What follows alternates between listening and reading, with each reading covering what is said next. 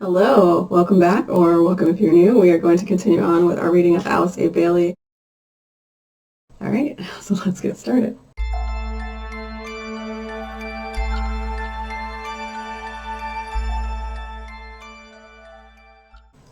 Opening up the publisher's website here, starting on page 132 or so, the bottom of page 132 on the publisher's website. Let me make sure this is recording. Cool. The soul is light essentially, both literally from the vibratory angle and philosophically from the angle of constituting the true medium of knowledge. The soul is light symbolically, for it is like the rays of the sun which pour out into the darkness. The soul, through the medium of the brain, causes revelation. It throws its light into the brain, and thus the way of the human being becomes increasingly illumined. Now I'm going to circle back and kind of break this down, if I can, or try to. The brain is like the eye of the soul, looking out into the physical world. Well, let's pause right here, because then it goes into a different idea. So the soul is light, essentially, both literally and philosophically. So it's literally a vibration, light. You can pick up on it.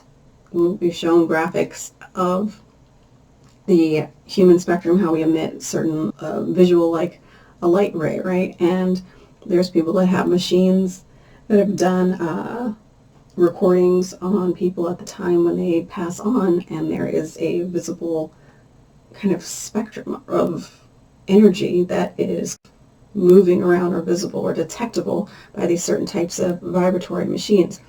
Philosophically, from the angle of how it constitutes the true medium of knowledge. Like we always say, when you throw light on something, you are throwing information. Light is information, right? That's how we pass the radio waves and the TV signal and all the stuff that communicates. It's information. It's light and vibration traveling, and it is the true medium of knowledge. When someone says you have that light in the head, it is the awakened, the enlightened. All of these things are symbolic, philosophical. So that's when we speculate on how light is equal to knowledge, because the more knowledge you have, even the lighter you seem to carry yourself. Maybe the more informed you are, the more you can move through easily with that lightness of being, because you know how you're doing something. If you take on a new job, right, in the beginning it's heavy because you don't know what you're doing. You're a little bit uneasy. You feel bogged down, but once you start to be in that role for a while, maybe a couple of months in, a couple of years in, next thing you know, you can't think back to that person you were in the beginning because you've become so light. It's become so easy. You don't even have to think about it, right? Light, symbolically, also, the soul is, because it's like the rays of the sun. I love this one the most. It says, which pour out into the darkness. So the soul, when we talk about all of those like Hollywood type things, when a person has their soul, it literally pushes away the darkness. Like they say, light triggers your demons. That's a real thing, right? When you come in the room and you're too much light and they're like, oh, that's too much energy, I want you to dial that back. That's literally like a trigger of some kind of unhealed energy within the person. So that's usually a projection of whatever they're going through. It could be you. It could be you. I've been there in the past. You have to, you have to acknowledge that energy and recognize, oh, that's a darkness in me. Not like a permanent thing.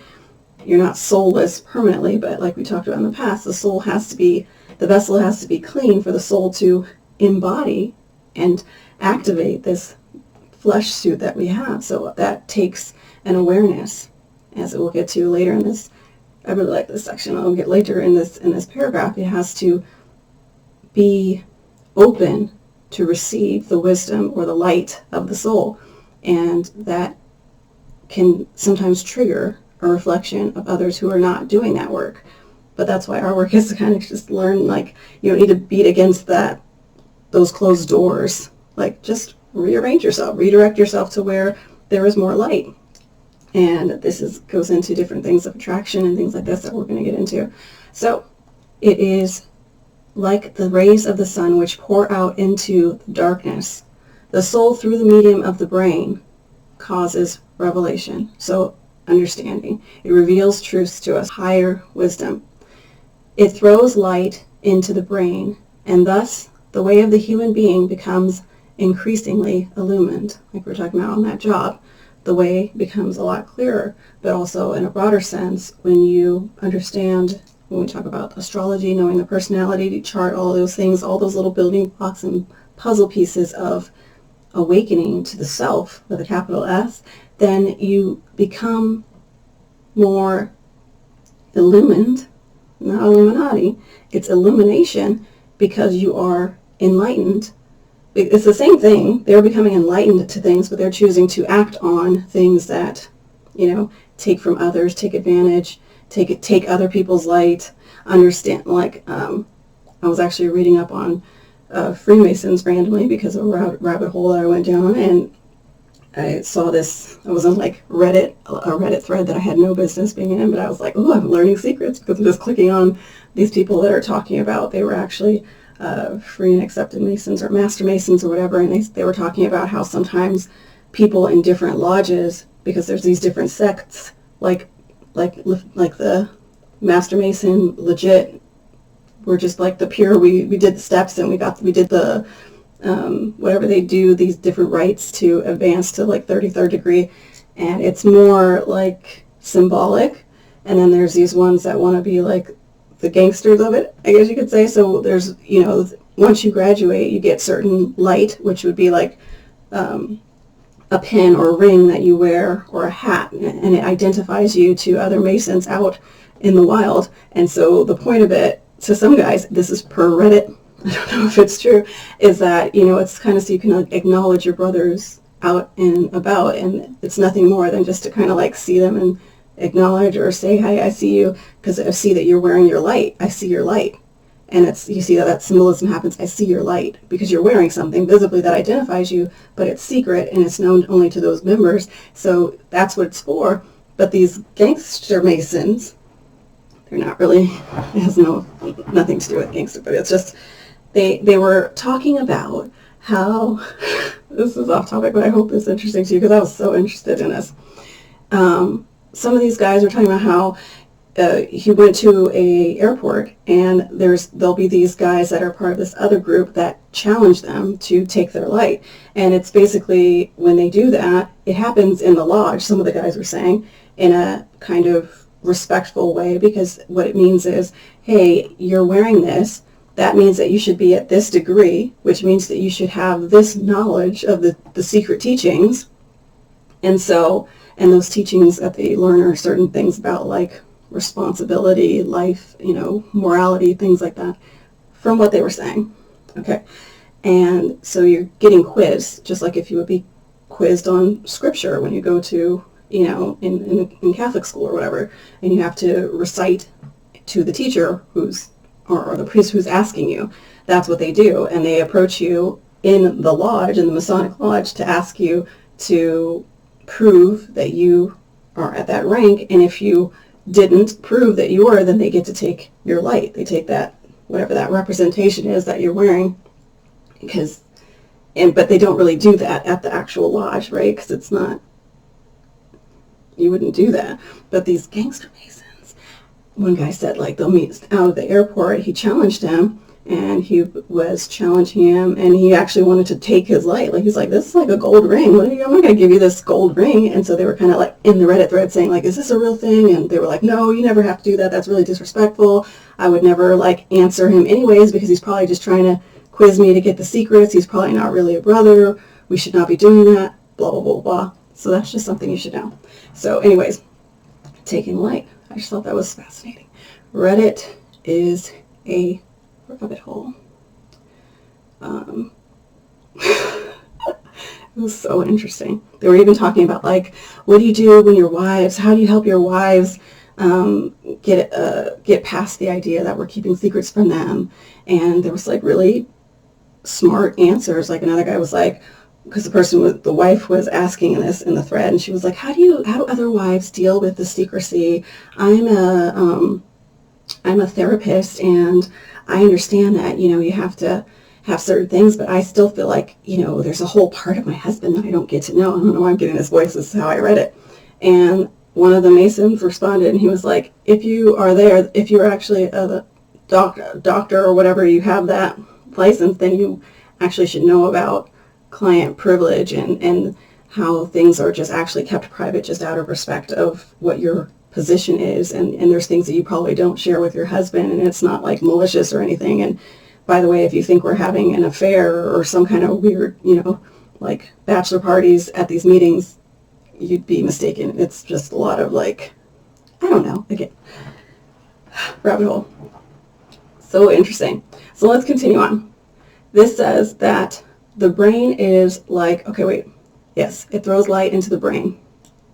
It throws its light into the brain, the soul does. So the soul is part of the fifth ray, or the mind, the level of the mind. I'm not going to pull up that Constitution of Man chart that we look at a lot, but it shows that the mind is at the top of our, our capacity, one of our physical skills to reach up to the higher mind.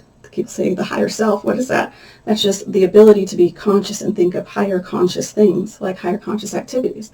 If the lower mind thinks, I just want to go eat a burger, and then I'm going to go over here and race my car, and then I'm going to go over here and have a beer.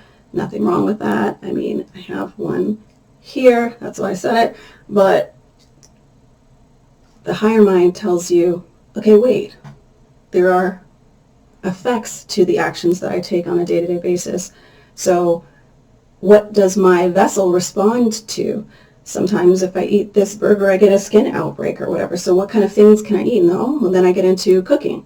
And then I learn the experience of the culinary thing, and it's like art, and I'm putting together a meal, and I learn the satisfaction of like raising my own spices and raising doing certain things, blah, blah, blah, and having this sensational experience, and the soul is pleased by those higher mind activities, getting involved in life experience rather than kind of like working like an automaton and just going through with lower mind activities. So this is saying that the soul's job is to throw light, consciousness, into the brain. And why is that? It's so that the way of the human being can be increasingly illumined. The brain is like the eye of the soul looking out into the physical world. Love that. In the same sense, the soul is the eye of the monad. And when we talk about the monad as being the one, the unified self, that if you look at all the wheels of the zodiac, all the little slices of the pie of the different traits of all the different zodiac types, coming in together to that unity consciousness, that oneness, that embracing all the traits, all of the capabilities that we are, because each of us has all of those within us. That's what the 7 rays tells us. That's what the zodiac tells us. That's what the personality type indicators tell us, because the people that are skeptics and they're like, oh, that doesn't mean anything, because if I look at a zodiac chart and I just randomly pick anyone and I say it, you're going to find something that resonates with you because it just applies to everybody. That is true to an extent, because we all have all of the capacities within us, but based on our specific birth chart, more things are like activated.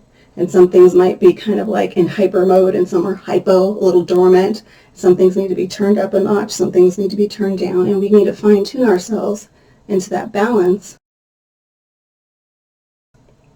And returning to the knowledge that if we lack a certain trait or certain capacity seemingly in our minds, it really is a matter of learning about that. Learning why we feel like we're dormant in that. And then what steps do we need to do to navigate towards balancing out all of our different light. Like, I actually just thought of that visually in my mind as like a dimmer switch of like all of these different traits that the monad possesses and can pull from its toolbox at will.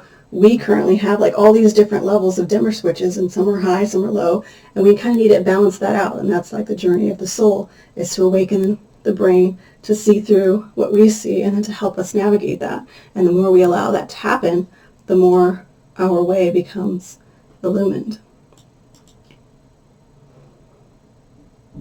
I was long-winded, but I think I got there. I hope that made sense. I trust that it made sense. Moving on. The brain, again, is like the eye of the soul looking out into the physical world.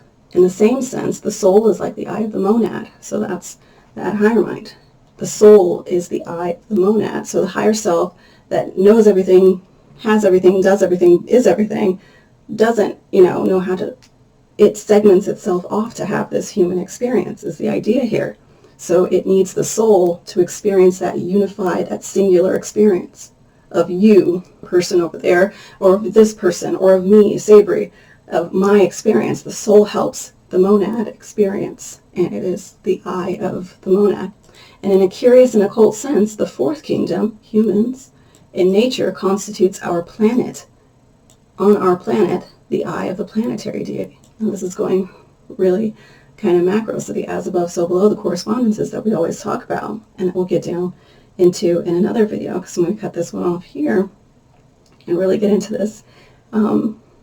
Spend some time with this in the next one, because I love how it goes over the senses and the correspondences with the as above, so below.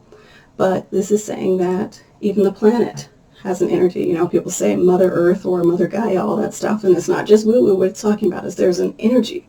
And then when we get into the occult, if we have a trajectory or a work of integrating our capabilities and, you know, what we are orbiting around in life in order to be in balance, and what the different cycles we go through, like when a person reaches their Saturn return when they turn 30, there's every single one of us has a Saturn return at the 30-year mark, and every single one of us reaches a different level of maturation in the human sense at that time.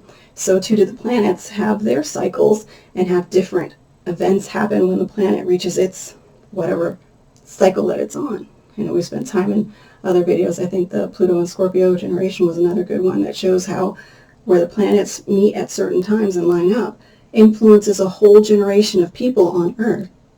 So this is saying that those planets, in that sense, represent a certain energy or a deity. They're taking it to that level. You don't have to accept that if it conflicts with your, you know, worldview, but allow yourself to ponder on it. This is just to kind of understand a little bit of how things work.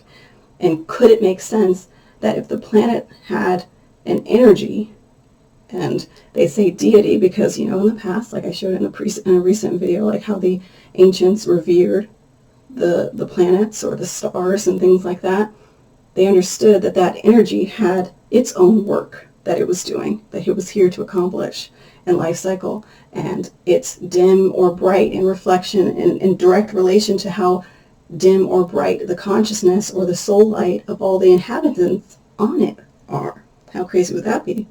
So as much as we lean towards darkness or light on this planet, the Earth might be, you know, calibrating its journey of accomplishing what it's meant to accomplish. It's crazy to think about that when it goes really big, but if you think about all the conflicts that we're having right now, all the unsettled energy and all of that, it does kind of seem like we're off balance, and the planet is simultaneously off balance. If you look at the major life cycle or the major cycles of the planets and things right now, I wouldn't be surprised if this aligns with a big culmination, a different age, a different cycle, all of these things. And so it says that the fourth kingdom, humans, again, we are the eye of the planet, the deity of the planet. And it's responding to what it's seeing in our actions. And what we are doing is visible by our soul. And all of it is connected. So this is really a beautiful, crazy, and interesting concept. But we're going to go deeper into it, starting with this next sentence, with how a brain responds to the senses is directly connected to how our senses and how we respond to divine energy. We're going to go back into the 7 rays, and we're going to talk about what the deity of the planet, like, what did that mean? I don't get it. It's going to break it down in some really interesting ways, but we'll do that in another video so that I can not end up having to cut up and edit an hour-long video. But thank you so much for watching, and I will switch this back. See you in the next one. Take care. Bye. Phone went rabbit.